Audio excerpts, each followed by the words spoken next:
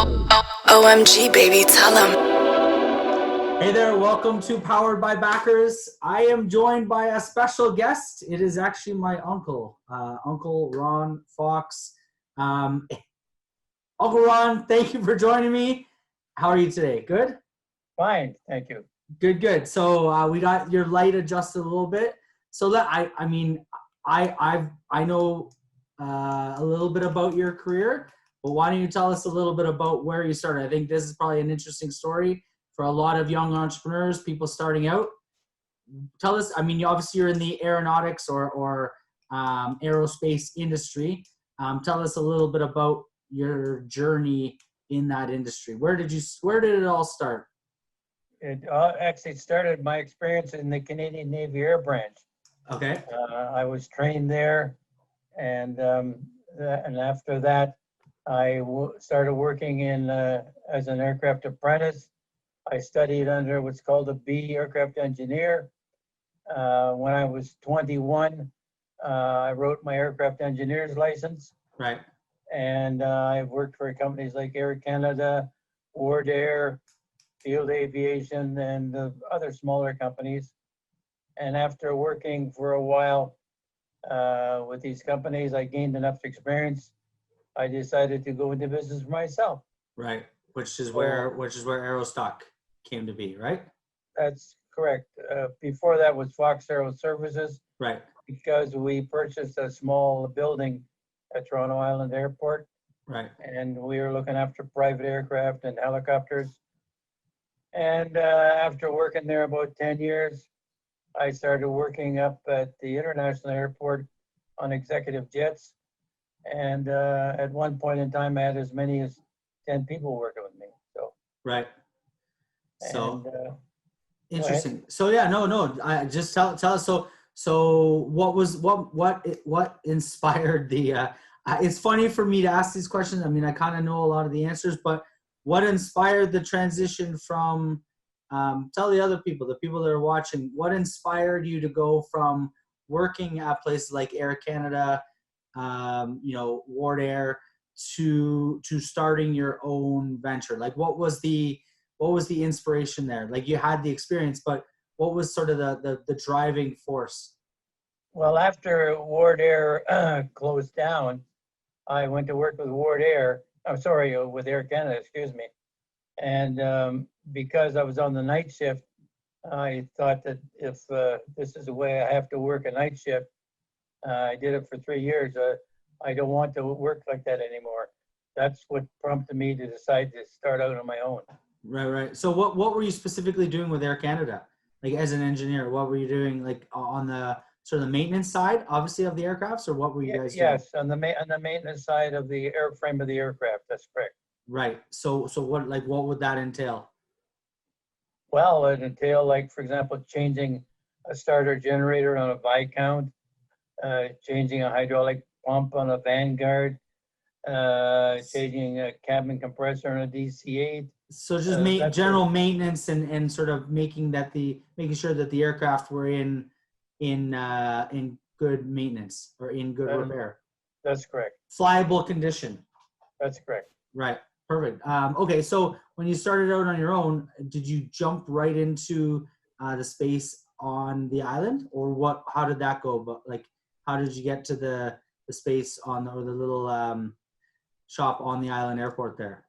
There had been a radio shop there, and they'd closed down. So I negotiated with the owner, and I bought their little radio shop, and that's what led me to start Fox Aero Services at the island airport. And so is your service basically to fix and repair the aircraft at the island airport, all the small aircraft? That's correct. Yes. Yeah. Okay. Cool. Interesting. So let's go a little fast forward. We've had some conversations. So I know now you've been doing some, sort of international parts buying. I assume now you don't do as much recently. You're sort of, I'm assuming, semi-retired, but what do you do?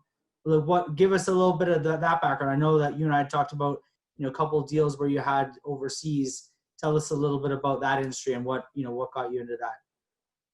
Well, there was an occasion once in Canada where a surplus Air Force Harvard came for sale. And so I bid on it and I won the bid. And I sold the aircraft at a profit. And I thought, there's something else I can do other than aircraft maintenance. Right.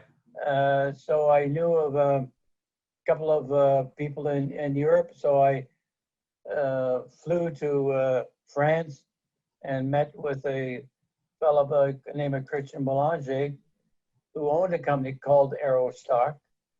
And I asked him if I could use his name in Canada, if he wouldn't mind. So I became Aerostock Canada.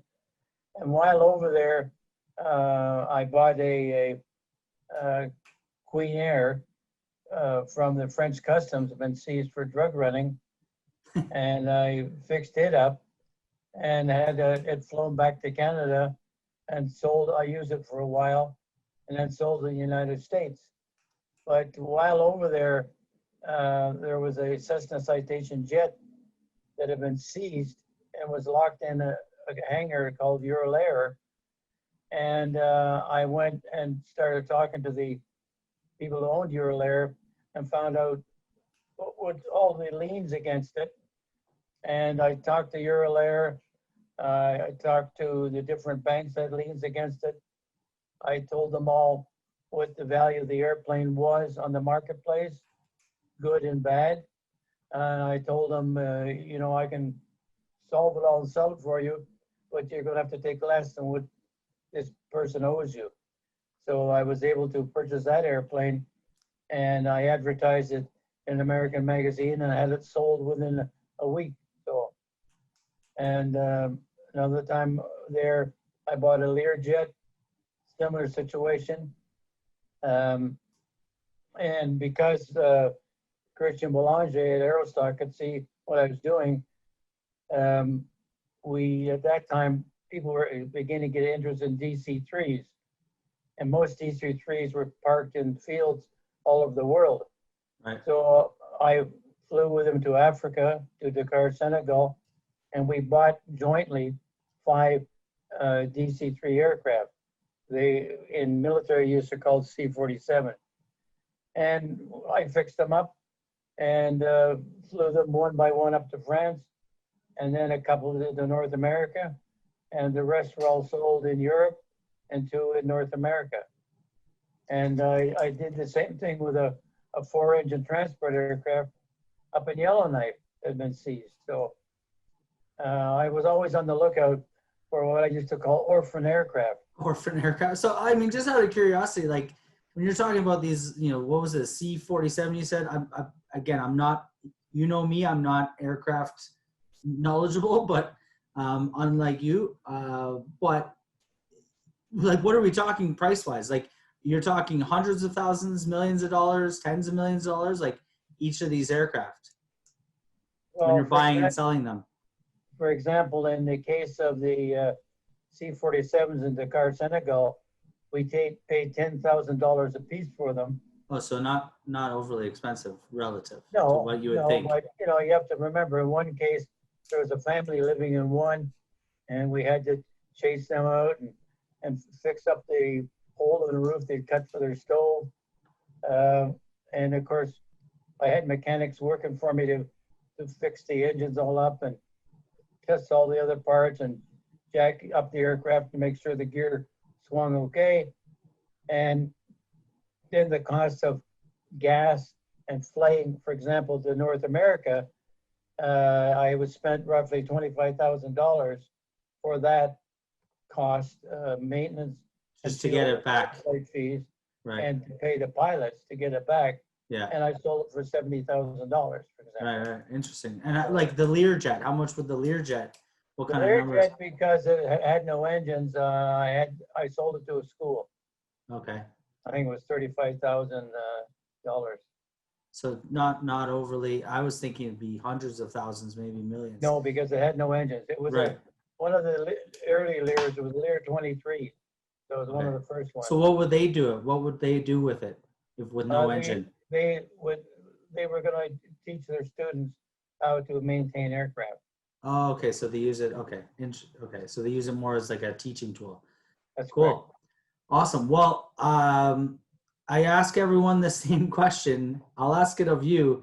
If there was one word you could tell a younger Ron Fox, a younger you, um, or somebody coming up, one piece of advice or like one word, what would that one word? Say you're talking to me, what would you tell me? What's that one piece of advice? Network. Network with a K? You've got to network. Network, yeah. You got to know people. Yeah, you've got to know people. You got to talk. You have to attend seminars. You have to attend air shows. You have to go around and talk to the different people. Networking is very important. Right.